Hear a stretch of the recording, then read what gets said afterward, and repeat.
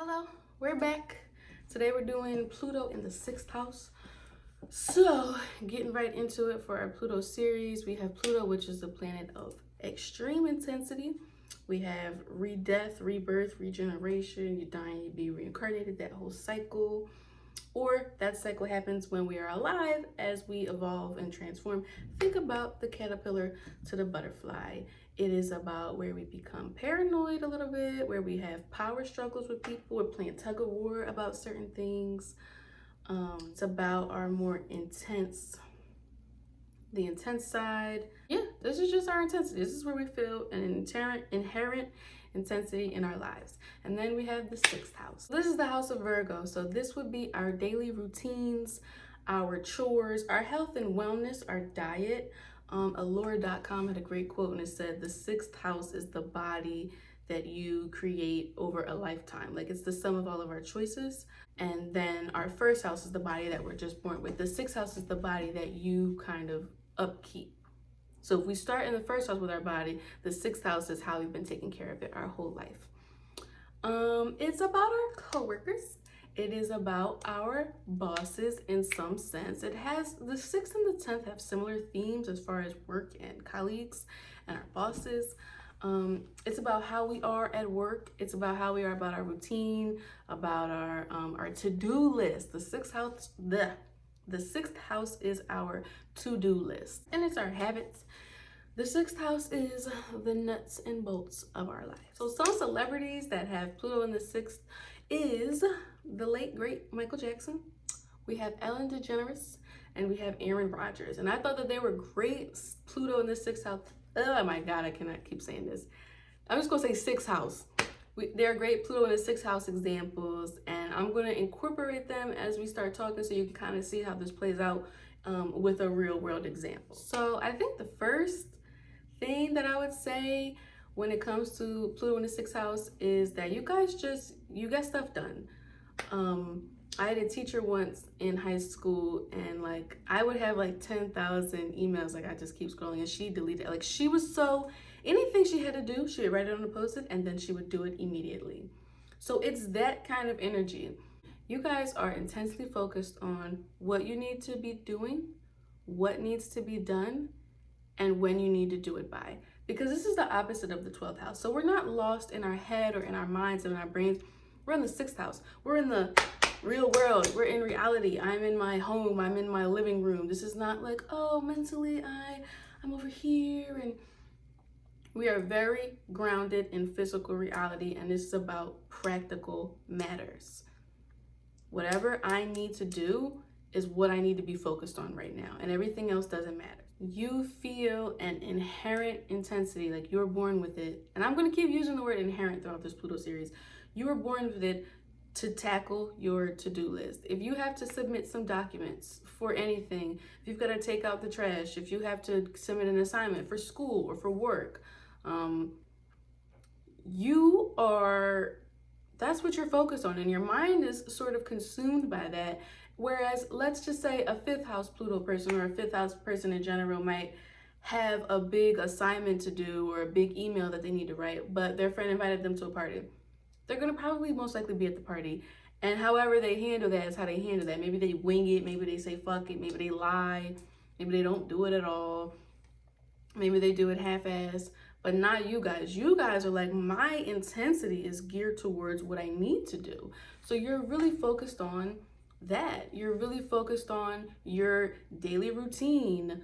If you get up every day at 7 o'clock in the morning and you go for a walk and then you do this and then you do that, you're very focused on doing it like that. You're very focused on your chores, the little mundane things, cleaning up, washing dishes, doing laundry. That's very much important to you. And if you're not getting that stuff done, then it's really gonna bother you. I think the beauty in this placement is that you are not like the rest of the world, because most of the world is not worried about that. So we're always, and I'm a Sagittarius, I'm a double Sag, so I'm definitely not worried about it. And I have a 12th house stellium, so I'm like barely, my body is on this planet, but my mind is somewhere else. So sometimes I forget things, or I don't know where something is, or I wake up and I'm like, damn, I was supposed to do my laundry last night. That never happens to you guys. And you really benefit from a beautiful intensity of, just imagine how we would all feel if we all wrote a to-do list and did everything on it. We would feel incredible. We would feel accomplished. We would feel okay. You know how it is when you're like putting off an assignment and then you do it and you're just like, ah, that feeling of like joy that I got it done, that I got it out the way. And because you are Pluto and that's the intensity, and you handle that with intensity, you reap intense benefits of that. So you're not going to be this kind of person who is like, oh wait, when is my water bill due? I got a 10-day shut off notice. You already handled it. You already did your assignments. You already did everything. And so now you can like kick your feet up and relax and drink your lemonade. But I think that there's a catch-22 here, because a lot of times you guys still don't relax even when you should. These are the people who will do the dishes, like they won't go to sleep without doing them, but these are the people who also do the dishes if there's one dish in the sink. And it's really not that deep. These are the people who, if taken too far, once you do everything on your to-do list that you're supposed to do, and you're supposed to like kick your feet up and you got your little lemonade, you in your mind are still looking subconsciously for other things that you think need to be done, or other things that you think need to do. Or you might sit down and put your feet up and be like, oh, but I gotta dust the windowsill. And it's like, do you really? No, you really don't need to. You did the big things, but now you're just subconsciously searching for more things to feed that feeling of like accomplishment. Like, yes, I did it, but you just kind of make little things because you're searching for that feeling. So if taken too far, if uninvolved, you go crazy, OD with the routine, OD with the chores. You are, if you miss your 7 a.m. walk, the rest of your day is messed up. If you don't do your to-do list, and this is the uninvolved version, you're pretty pissed off and you're snapping about people and you're deeply angry and you're deeply disturbed because, oh, I didn't drop this letter off to the post office. And that's when, if you feel your energy going that way, you need to learn to calm down. Go to the opposite house. Go to the 12th house. I need to relax. The only moment that matters is this moment right here. These outer otherworldly things will get taken care of. You don't have to do everything minute by minute exactly how you're supposed to do it, because life doesn't go that way. And if it did, then it wouldn't be life. Nobody's life ever exactly went according to plan. So learn to be adaptable and learn that if you miss something on your to-do list, or if you didn't do exactly what you wanted to do, it's really not the end of the world. So the next overarching theme is, oh, I had to get that out. You in the workplace.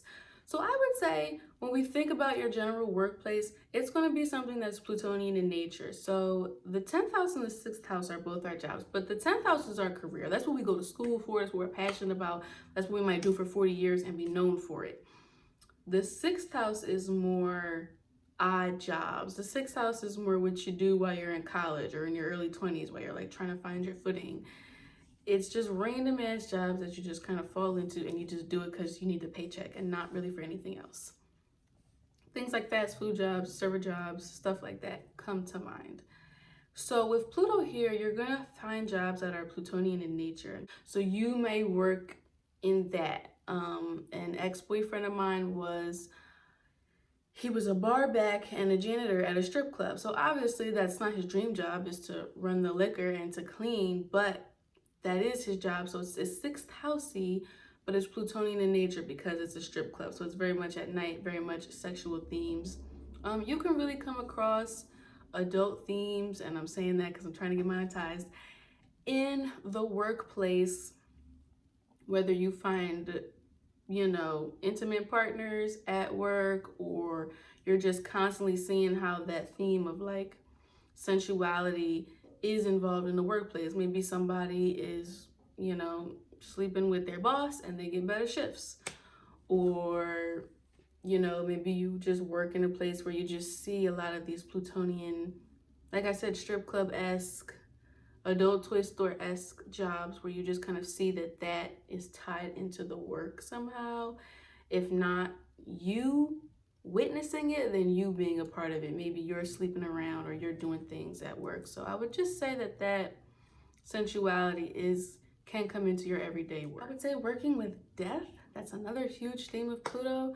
Working in a morgue, working in the cemetery, maybe you're the groundskeeper, you're really not into it. It's not maybe your passion, but you're just like, all right, this is what I do. And it just so happens to be around death. Maybe EMT worker, I would think. There was this one guy, he was in a car accident, insurance adjuster or investigator or something like that. So always at the scene of car accidents. Maybe you clean up roadkill. 6th house is always about cleaning. So yeah, death in the workplace. Now you are very intense with your coworkers. So I would say there is a power struggle between you and your colleagues about how things should be done. And knowing this placement, I would say that you probably are struggling with other people because you feel that you know what the best way is. I'm gonna come into this job and I feel like I should tell you to do this and you to do that because I feel like I'm a good person at getting stuff done. So you guys just all need to listen to me. And it's like, no, newsflash, other people work here too, and they have their own ways of what they think works best, or even if they don't think it works best, they got the way that they want to do it. And so you really may clash with people, or you may run into other people who are also very intensely like, hey, I'm a great person at getting stuff done and I want to do it this way. And so it's this, either you're enforcing your way on them at work or they're trying to enforce their way on you. But either way, your everyday workplace with your colleagues, I'm not saying you can't have no friends at work. I'm not saying it will always be tense, but you will find extreme intensity at some point in your life with one colleague or with multiple about how to get things done and about how to coexist and work together. That's a big theme. How can I work with my coworkers and not feel like we want to kill each other? Because that's the whole thing. We're co-workers. We're working together. Virgo-esque energy, Pluto 6th house wanting to control. And when you feel like you can't control people, it just can bring you this unwanted intensity. And that's where I said earlier that you kind of just have to take a step back and just realize like, hey, it's not so important if Susan wants the copier in the front room and I want it in the lobby or whatever. Like, just because you feel it's the right way, it doesn't mean it's the right way. And it doesn't mean that it's the worst thing in the world to let Susan have her way, because it's not all just her way. It's not all just your way either. You may be intimidating or intimidated in the workplace. And I'm gonna give you 2 real world examples. One of them is an old boss I had named Kathleen. Now, I work at a casino, so it's very procedure based. And it's a 6th house job. It's not my passion. But she, you know, would say, don't look over your shoulder and you have to keep your hands up and you got to look forward and you can't laugh too much. And she was just, whenever she was around, you would just see people like being stiff and they would stop talking and they would stop laughing, they would stop joking. And she was an intimidating presence. But at the same time, she got stuff done and she ran it impeccably, but almost too impeccably, to a sense that she became an intimidating figure in the workplace. And then another example, I told you I was going to bring her in, Ellen DeGeneres. So we all know Ellen and the scandal that happened with her a couple years ago. She's been on TV forever, and she always ends her show with saying, be kind to people. And she's got this very jovial, sort of joking way about her, which I think draws everyone to her show. It's got a real positive energy. And then people were coming out saying this woman is a monster. Like, not a monster, but she could be very rude, very insensitive, very picky, very over the top, just very much not someone you'd want to work for, not a good boss. Someone wanted to, during the COVID pandemic, someone put up a GoFundMe because they needed like a health procedure. She told them to take it down. There was like racial allegations, not from her. Not saying she's doing all these things, but this is your show. And people are saying that they feel bad, but you don't care as long as you're having your way. So and Ellen has Pluto in the 6th. I didn't know that. So I started researching this and I was like, it makes sense. You being an intimidating, over-the-top boss, and people eventually shine a spotlight on it. And of course, Ellen now, she doesn't want to be on TV anymore. And I think it was her last season this year or last year. So great example. If you have Pluto in the 6th, you could have that boss or you could be that boss. Be very cognizant of how you are at work and with others. You may have a tendency to go through many jobs, and I think at each job you arrive with this idea that I know how to get things done in the most efficient manner, so I should be listened to. And it's therein where the power struggle starts to come in with you and with other people. There will be changes, there will be trauma. This is a traumatic planet. Pluto is not an easy ride ever, anywhere.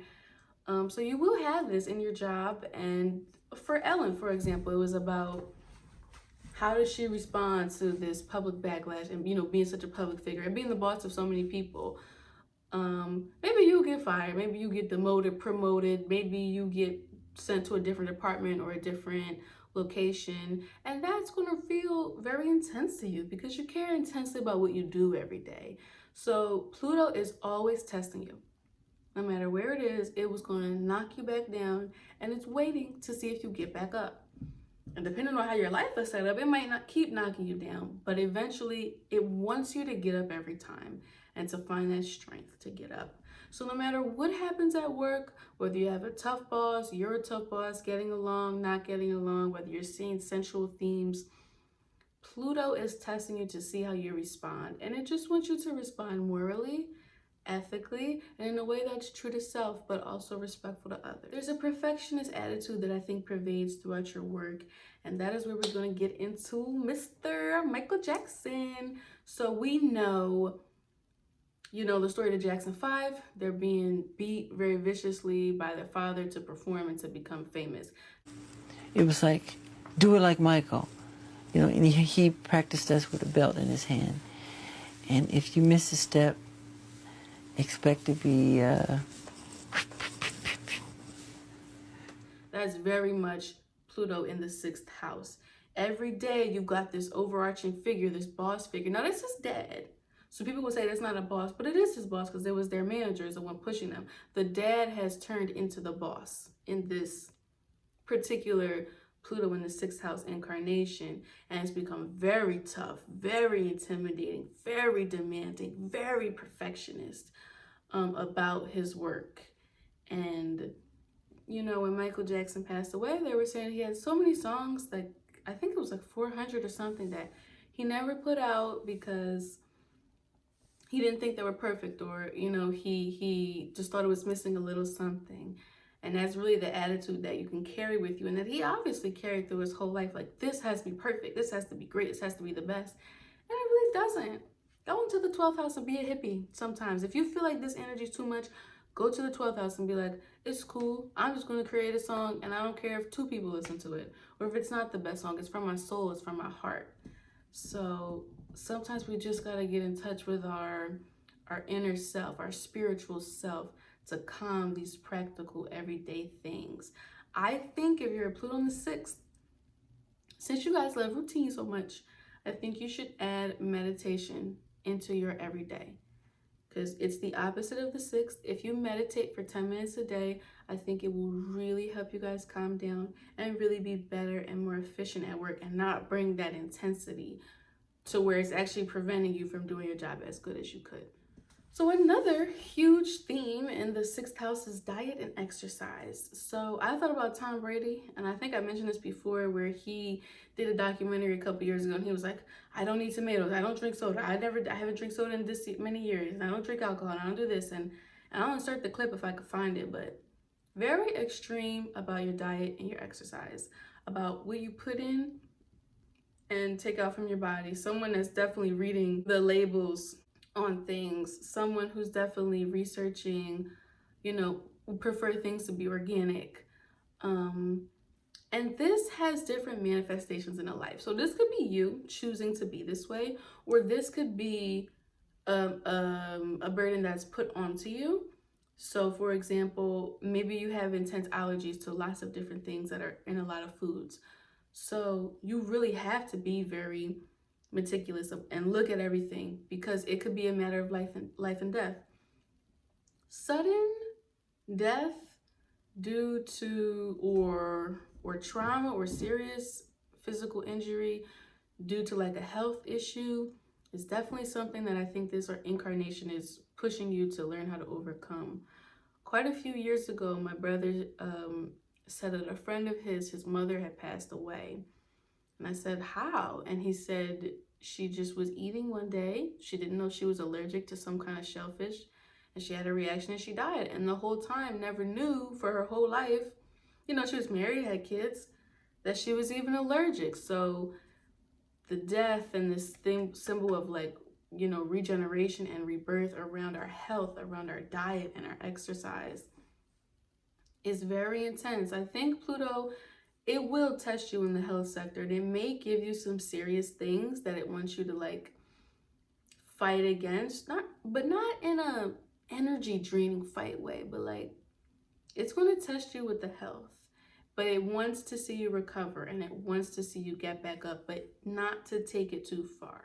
There's a guy at my job, and I thought this was another great example, who eats perfectly. Like you almost never see him drinking a soda, works out every day, super ripped, super healthy, only drinks gallons of water every day, does his push-ups, perfect skin, blah, blah, blah. Like he takes impeccable care of his body. And he got sick. He got COVID. And he couldn't move for like 6 days. And he was so upset, and he was like, I don't understand. I work out, I do all this stuff, and I take perfect care of my body, and I get sick. And then there's people that are vastly overweight, and they're not taking care of their body, and they're not clean, and they're not this, and they're not that, and they're walking around fine. And I'm like, that's a lesson from life to teach you that you cannot control everything. No one can. So yes, be cognizant and love your body by what you put into it, but don't think that just because you're doing all this stuff that you're going to live to be 100, or that you're never going to get sick, because Pluto will always humble you. It's going to knock you down, but it still wants you to get up too. So don't aggravate Pluto in that way by trying to be so controlling, because Pluto comes in to show you that you don't have the control. Pluto has the control. And once we recognize and respect that fact, it's going to let us be chill, you know? Of COVID. Our third example was Aaron Rodgers.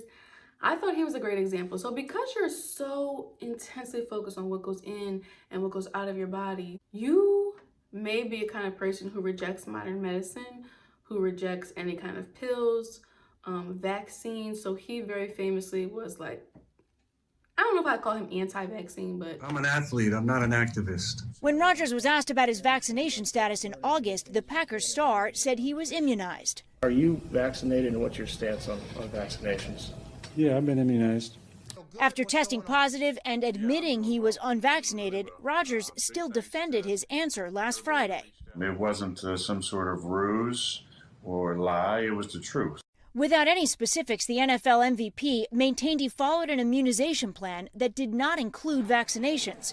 But health experts in the CDC are emphatic. There is no proven immunization process against COVID-19 other than surviving the virus itself or getting one of the approved vaccines. Not for the vaccine. And I just thought that was such a great example of Pluto in the 6th, because you are very much like, I'm so into what I put into my body that I'm not even going to trust a doctor. And again, that's where we take it from. It can have a good incarnation to taking it to the extreme. And not saying if you're pro or not pro vaccine that's taking it to extreme. I personally am pro vaccine, but I'm just saying, if a doctor is saying you should get this, and your job is saying you should get this, and you're like, no, I don't want it because of my health, and everyone's just like, okay, but do you have to take it that far? You know what I mean? Like, you can just be so extreme. Because you are extreme about health, great position to be a medical doctor. This is you guys all the way. This is you. I think you guys would be great for research, you know, researching cures, researching vaccines, cures for cancer, because you're not going to stop. You have this intensity, like, what about this? You have this attention to detail. You care about the body, about diet, about perfectionism, about things being correct, the practical world. And you guys would be great. I see you with a lab coat, with a petri dish in a lab. I see you being that doctor. You don't stop. You know, if a patient's dead on the table, you might just keep trying to resuscitate them or keep doing things because you believe in the regeneration of the body, the healing of the body, investigating and going deep into the body and what makes it run. dermatologists, you guys be great. Anything in the medical field, you guys. Anything in the research field as far as work, that is you guys. This is where this energy can just unleash itself and just excel. I can see you guys like finding a cure for something. So definitely we need you. We need this energy in our lives. So yeah, and it's just a great blend of psychology and the physical body. So many diseases of all kinds are psychological in nature, especially ones on the skin, especially ones that come with going to the bathroom, like urinary problems and stuff like that are psychological. So this is a great placement to say if we can get control of our psychology, we really can make ourselves well. Like, I think that when I was watching The Secret a couple years ago, it was this girl. Just think about people who've been told that they have a terminal illness. And I'm not arguing with real world medical doctors, I'm not. But sometimes when you are told a certain kind of thing, you just accept that as fact and you're just like, okay, I can't get better, I can't get well. This is great for using psychology and medicine to say, if I meditate every day, if I think that I am well, and this is shown to have worked. I had a urinary problem. It's called interstitial cystitis. Problem would go into the bathroom. And when I fixed my psychology about it, the problem didn't go away, but the symptoms lessened by 1,000%. So keep an eye on your relationship, how you feel psychologically about your health and your body. And if that is good, then I think your health will be mostly good. And if it is not good, due to circumstances out of control, maybe you randomly, get diagnosed with cancer or a tumor or something like that, try your best to really focus on treating your brain as well as you can in those times, and that's going to help your body heal. So as always, I got to give you guys a final thought on the placement as a whole, and I wrote it, and I'm going to read it just how I wrote it. You are intensely focused on sixth house matters, and as long as you find the time to relax and be introspective and don't take it too far, you have incredible power in this lifetime to be successful, organized, and remind us all of the transformative and life-changing power of what it means to be healthy, disciplined, organized, and what it means to take care of that which we need to take care of. This is the energy of dotting all of our I's and crossing all of our T's. So yeah, you guys, that was the video. I really do like this placement. I really find this interesting. It's very interesting. I feel like it had a lot of different themes that popped up, and it was not as straightforward as like Pluto and stuff. It was kind of complex. So anyway, I had a great time filming this video. All my Pluto in the sixth house people, please drop down in the comments. Love to have a conversation. Please like and comment and subscribe and share. And I will see you guys for Pluto in the fifth.